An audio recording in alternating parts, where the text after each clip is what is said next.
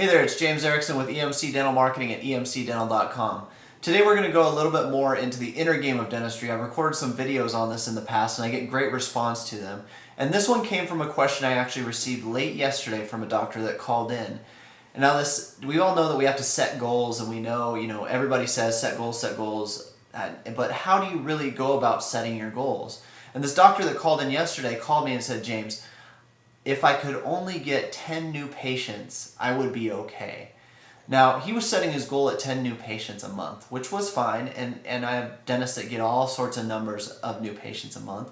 But at the same time, he was looking at, I only need 10 to be okay. So in order to make all his student loan payments, his equipment payments for his practice, basically to keep up on his bills, he would have to get 10 new patients. So 10 new patients was the minimum. But in his mind, that's all he needed to make it. Now, a lot of people got into dentistry to help people. A lot of people got into dentistry to make people smile or give them great new smiles. But mainly you get into dentistry because it's a good paycheck to do the same thing. Now, I know some of you are saying, well, I got into it really to help people. But if you can help people and make a good paycheck, then more power to you. So if you only need 10 new patients to be okay, why not shoot for 20 new patients? What's wrong with going for 20 new patients and be twice as okay, let's say?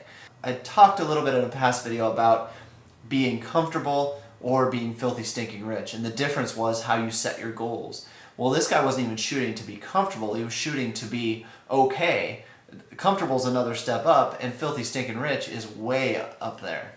So when you set your goals, look at what you need to be okay, what you need to be to make it and bring home a good amount of money, and then double it.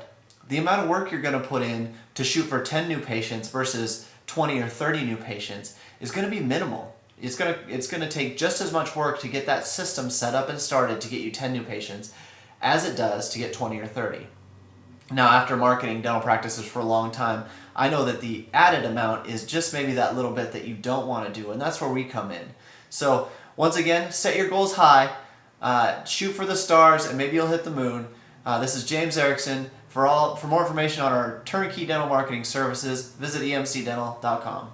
Visit emcdental.com for more dental marketing articles, as well as all the information on our turnkey dental marketing services.